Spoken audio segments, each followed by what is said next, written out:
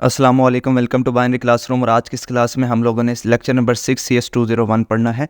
Lecture number 6 में हमारे पास हम लोगों ने रेपिटेशन स्ट्रक्चर्स के बारे में पढ़ना है और बेसिकली इसमें हम लोगों ने लूप्स के बारे में पढ़ना है और 2-4 इसके प्रोग्राम होंगे, वो भी मैं आपको करके दिखाऊंगा।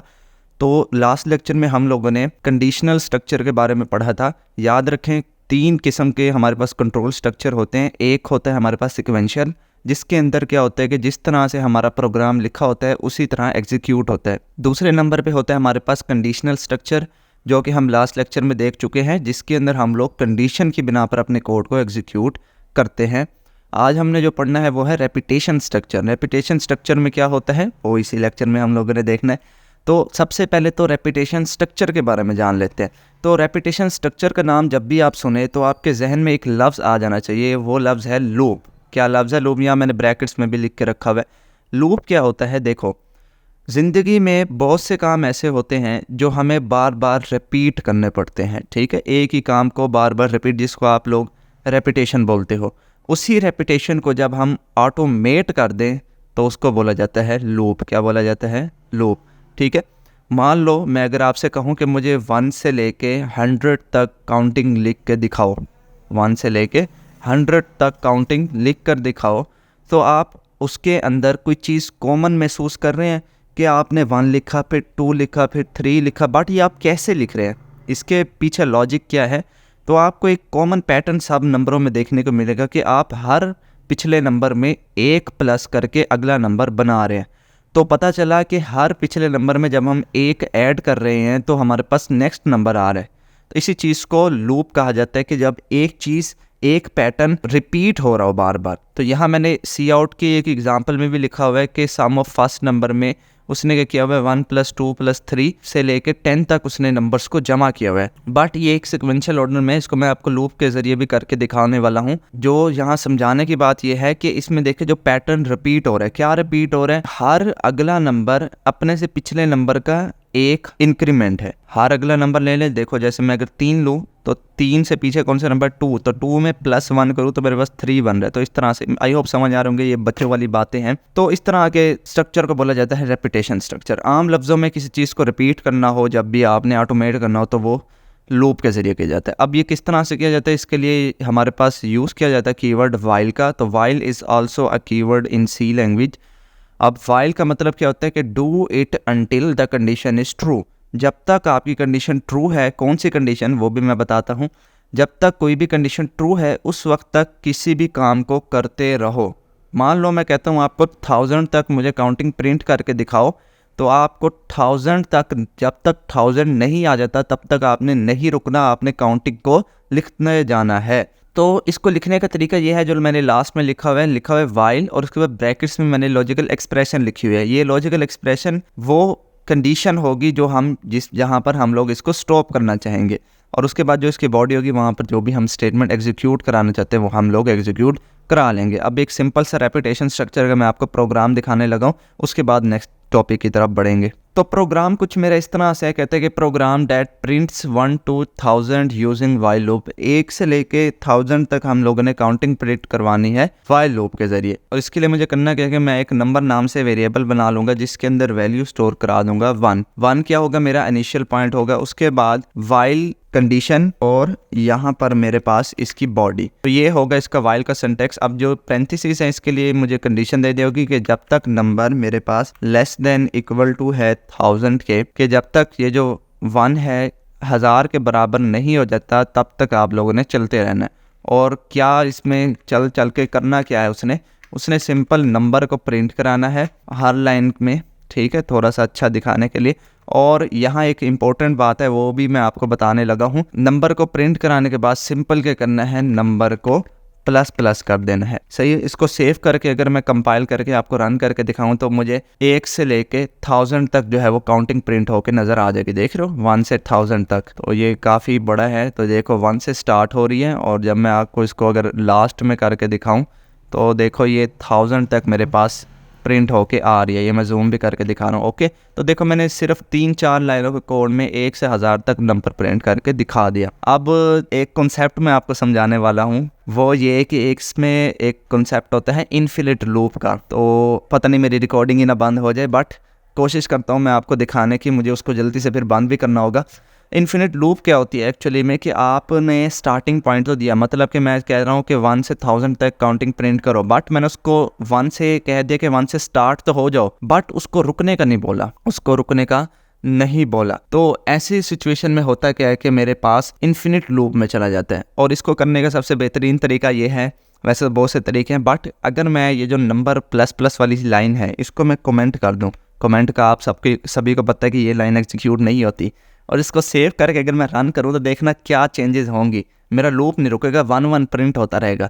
ये मैं चलाने लगूं, लेकिन मैं इसको चला के फ़ौरन बंद कर दूंगा ताकि ये वीडियो फिर इंटरप्ट ना हो, क्योंकि ये सीपीयू पे लोड आता है तो जो कंप्यूटर जो है वो क्रैश कर जाते हैं। तो ये मैं चलाने तो खैर लगा हूँ इससे, और ये मैं इसको जल्दी से बंद कर दूंगा। अब देखें ये 1 मेरे पास प्रिंट होता रहा है। यहाँ अगर स्क्रॉलर को देखें आप, तो ये मैं इसको बंद कर रहा हूँ ताकि वीडियो ना बंद हो जाए हमारी। ओके, तो ऐसी कोई हरकत नहीं करनी है आप लोगों ने, नहीं तो आपका कंप्यूटर क्रैश कर सकता है। ओके, अगर आपका कंप्यूटर मतलब कि लो स्पेक्स के ऊपर है, जैसे मेरा कंप्यूटर है, मेरा कोई हैवी कंप्यूटर नहीं है, तो अगर आपके पास ऐसे लो स्पेक्स के कंप्यूटर है i3 के या Core 2 वगैरह के जिसमें कम रैम लगी हुई है, तो वो आपका कंप्यूटर बंद हो जाएगा। तो इस तरह से हम लोग अपने कोड को इन्फिनिट लूप में भी पहुंचा सकते हैं, जिसके अंदर हमारा प्रोग्राम कभी भी ख़त्म नहीं होता। तो ये वाला जो 3rd नंबर पे टॉपिक था ना, ओवरफ्लो कंडीशन और इन्फिनिट लूप, ये मैंने आपको उसी प्रोग्राम में आपको करके दिखा दिया। अब कुछ ये है फ्लो चार्ट वगैरह, ये किस तरह करेंगे वाइल लूप के। तो फ्लो चार्ट में हमारे पास होता क्या है एक्चुअली में, फ्लो चार्ट तो हमने लास्ट लेक्चर में बनाना सीखे थे, इसमें है वाइल लूप का फ्लो चार्ट उसने बना के दिखाया हुआ है। वो ये कि सबसे पहले देखे यहाँ फ्लो लाइन आ रही है वाइल, जो कि ये बता रही है कि ये जो हम आगे यूज़ करने चाह रहे हैं ये एक वाइल लूप है। उसके बाद देखें वाइल के अंदर ये कीवर्ड है बेसिकली, उसके बाद वाइल के अंदर जो हमने पैरेंथेसिस में कंडीशन लिखी थी तो वो यहाँ डायमंड के शेप में आ गई। अब जब तक मेरी कंडीशन ट्रू है तब तक ये प्रोसेस एंड चलता रहेगा। कौन सा प्रोसेस? जो हमने कर्ली ब्रेसेस में लिखा था नंबर प्रिंट करने वाला, वो चलता रहेगा। ये देखो ये लूप से, ये देखो ये जो प्रोसेस से एक फ्लो लाइन वापस जा रही है ऊपर कंडीशन की तरफ, तो ये इसी लूप में चलता रहेगा, घूमता रहेगा। जैसे कंडीशन फॉल्स हो जाएगी तब ये एग्जिट कर जाएगा। तो ये था फ्लो चार्ट। अब वो जो 2 प्रोग्राम है आपके हैंड्स आउट्स में भी लिखे हुए, वो भी मैं आपको करके दिखा देता हूँ फिर लेक्चर एंड। अब वो प्रोग्राम है क्या? पहला प्रोग्राम तो यही था, 1000 तक आपने काउंटिंग प्रिंट करवानी है। दूसरा इसमें ये था कि मुझे यहाँ पर 1000 तक जितने भी नंबर आ रहे हैं उनका सम भी कैलकुलेट करना है। तो मैं यहाँ पर एक सम नाम से वेरिएबल भी बना रहा हूँ, और इसके अंदर वैल्यू जो है वो मैं शुरू में 0 रख रहा हूँ ताकि मेरी गार्बेज वैल्यू ना आ सके।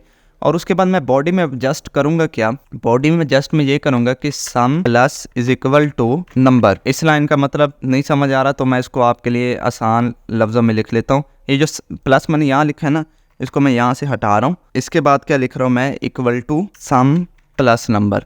तो ये कुछ इस तरह की लाइन है जो क्या करेगी, हर नंबर को अपने पिछले नंबर से जोड़ती जाएगी।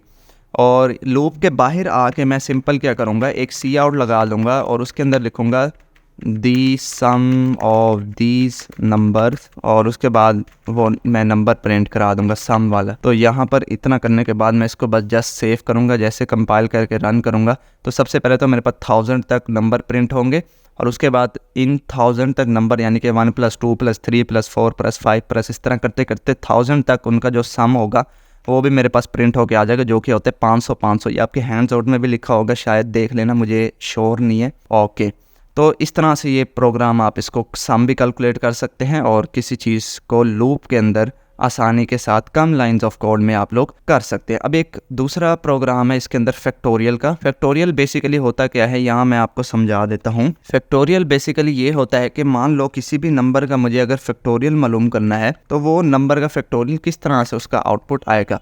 तो वो करेगा ये कि 5 × 4 × 3 × 2 × 1, इसका जो आंसर आएगा, आंसर आता है इसका 120। तो ये मैंने एक एग्जांपल के लिए नंबर लिया, तो इस तरह से वो कुछ कैलकुलेट करते हैं। अब यहाँ देखो एक पैटर्न आप लोगों को नोट हो रहा होगा, वो ये कि जिस भी नंबर का मैंने फैक्टोरियल मालूम करना है वो एक डिक्रीमेंट हो रहा है उसके नंबर में। ये देखो पहले 5 आया, उसके बाद उसके अंदर एक डिक्रीमेंट हुआ 4, फिर एक डिक्रीमेंट हुआ 3, फिर 2, फिर 1, और जो इनके मतलब के नंबर है ना उन सभी को मल्टीप्लाई करेंगे तो लास्ट में जो आंसर बचेगा वो मेरा फैक्टोरियल होगा, जो कि 120 है। इसी चीज़ को कैलकुलेट करना है। तो इसी चीज़ को कैलकुलेट करने के लिए मुझे क्या करना होगा, इस प्रोग्राम को हटाना होगा और यहाँ एक वेरिएबल बनाना होगा नंबर नाम से, जिसके अंदर क्या होगा कि मैं यूज़र से नंबर इनपुट लूँगा। तो मैं यहाँ सी इन से भी पहले सी आउट करा लेता हूँ और यूज़र से नंबर प्रिंट करा देता हूँ। तो एंटर नंबर, तो यहाँ पर यूज़र जो है वो नंबर एंटर करेगा और उसके बाद एक फैक्टोरियल नाम से वेरिएबल बना लूँगा और इसके अंदर वैल्यू दे दूँगा 1। क्यों दे रहा हूँ? क्योंकि मल्टीप्लिकेटिव आइडेंटिटी जो होती है वो 1 होती है, क्योंकि अगर किसी नंबर को भी 1 से मल्टीप्लाई किया जाए तो वो वही नंबर ही रहता है। जबकि एडिशन के केस में क्या होता है, जैसे अभी मैंने सम वाला करके दिखाया, उसमें मैंने 0 लिखा था सम में। वो क्यों? क्योंकि एडिटिव आइडेंटिटी जो होती है वो 0 होती है। किसी भी नंबर में 0 प्लस किया जाए तो वो वही नंबर ही रहता है। तो इसीलिए ताकि हमारा आउटपुट भी मॉडिफाई ना और गार्बेज भी वैल्यू ना आए, तो इस तरह से हम लोग करते हैं।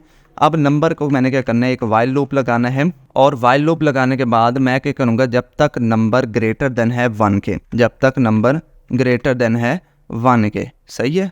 ऊपर वाली एग्जांपल को अगर आप गौर से देखें तो जब तक मेरा नंबर ग्रेटर देन है 1 के तब तक मुझे मल्टीप्लाई कराते रहना है। अब यहाँ करना क्या है मुझे, सिंपल फैक्टोरियल के अंदर फैक्टोरियल की जो पहले वाली वैल्यू है उसको मल्टीप्लाई करा देना है मुझे नंबर से।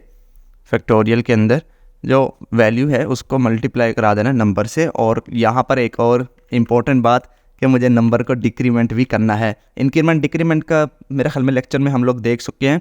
अगर किसी को फिर भी नहीं पता तो इंक्रीमेंट डिक्रीमेंट 2 ऐसे ऑपरेटर होते हैं जो कि किसी भी नंबर में 1 माइनस कर सकते हैं या 1 प्लस कर सकते हैं। अभी जो हमने प्रोग्राम देखा सम वाला, उसके अंदर मैंने यहाँ नंबर के साथ प्लस प्लस लगाया था, जो ये जाहिर कर रहा था कि ये इंक्रीमेंट ऑपरेटर है। बट ये वाला जो है नंबर माइनस माइनस, ये होता है डिक्रीमेंट ऑपरेटर, जो कि नंबर में से 1 माइनस कर देता है। मान लो मेरे पास 5 है तो वो उसको 4 कर देगा, 4 है तो उसको 3 कर देगा। सिमिलरली जो इंक्रीमेंट है वो 5 होगा तो 6 कर देगा, 6 होगा तो 7 कर देगा। आई होप समझ में आ रहा है। अब इतना करने के बाद यहाँ तक होगा मेरा फैक्टोरियल कैलकुलेट। लूप से बाहर निकलने के बाद मैं एक सी आउट करवाऊँगा और एक मैसेज प्रिंट करा दूँगा, factorial of this number is, और उसके बाद मुझे यहाँ पर सिंपल से फैक्टोरियल को प्रिंट करा देना है बस। तो इसको सेव करके रन करके टेस्ट करते हैं कि ठीक भी चल रहा है कि नहीं चल रहा। अच्छा, यहाँ उसने मुझे डायरेक्ट ही नंबर जो है फैक्टोरियल मालूम करके दे दिया 1 का। क्यों 1 का करके दे दिया? क्योंकि मैंने यहाँ पे सी इन नहीं करवाया नंबर को, तो वो नंबर यूज़र से इनपुट भी तो लेना है ना। तो नंबर को यूज़र से इनपुट ले लिया। अब इसको रन करते हैं तो अब ये सही रन हो जाएगा। तो देखो, सबसे पहले मुझसे पूछ रहा है कि एंटर नंबर, तो मान लो मैं 5 ही एंटर करता हूँ ताकि मुझे 120 आंसर मिले। तो देखो, factorial of this number is 120, इसका मतलब मेरा प्रोग्राम बिल्कुल ठीक है। इसीलिए इसी तरह किसी भी नंबर का आप लोग फैक्टोरियल जो है मालूम कर सकते हैं। तो ये दोनों प्रोग्राम आपके हैंड्स ऑफ में थे। आई होप आपको ये लेक्चर पसंद आया। अगर पसंद आया तो वीडियो को लाइक कर दीजिए। चैनल को बगैर सब्सक्राइब किए देख रहे हैं तो चैनल को भी ज़रूर से सब्सक्राइब करें। मिलते हैं किसी नेक्स्ट वीडियो में, तब तक के लिए।